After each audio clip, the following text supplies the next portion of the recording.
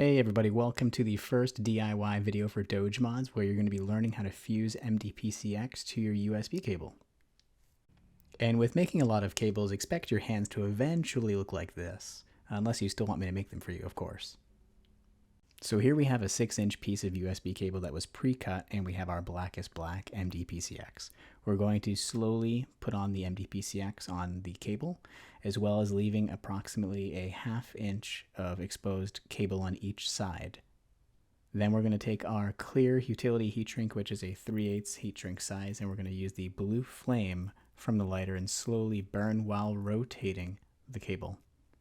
Now this is definitely going to be very hot, so you don't want to just touch it either. You want to make a small incision with your wire cutters, and then you want to blow on it as well. And then you can slowly peel the heat shrink off, but not too quickly. If you do it too fast, you're going to end up exposing the wires from the USB cable, which is not what we want to do here. You will repeat the same exact process to the other side, but you do want to make sure the MDPC-X is very tight. You don't want to have it loose on the USB cable either. So you want to have your 1/2 inch exposed just like this. Then you want to put on your heat shrink as well. Slowly burn while rotating using the blue flame from the lighter here.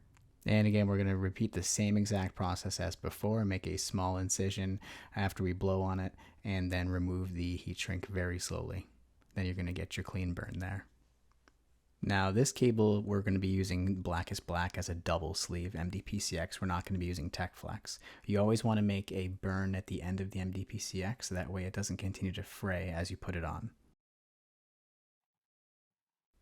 Now, the next important piece is that you're going to kind of try and predict the amount of wire that's exposed on the other side there. So this is maybe like a 1/4 inch, 1/2 inch, something like that. Less here is more, because you don't want to have it too short on the other side. You'd rather have it too long to where you have to trim it on the other side after you cut it.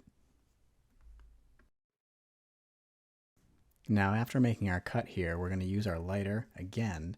We're going to end up burning closed the MDPC-X here. That way it doesn't continue to fray, and it also allows for a clean burn and fuse to the sleeve. Now at this point, we're lining up the MDPC-X with the wire, ensuring that it is exactly where it needs to be, approximately a 1/2 inch on each side, and not overlapping the previous MDPC-X layer, but sitting right on top of it. Okay, now it's time for my favorite part. We're going to put on the heat shrink here. We're going to grab our lighter. We're going to light it up just like we did the first time, slowly using the blue flame while rotating. You're going to slowly start to see the MDPC-X melt and fuse to the USB cable itself. Okay, so now you can see it's definitely melted on there. So what you're going to do is you're going to grab the heat shrink and yank it off. Then you're going to take off the rest of the heat shrink, and you're going to be left with just this. Now, to remove this, to actually get to the wires itself that we're going to be soldering, you can just bend this any which way. There's really no right or wrong way to do it, but just to twist it off to one side, or two sides, some people do as well. And then you're going to end up taking your wire cutters, and you're going to trim those off.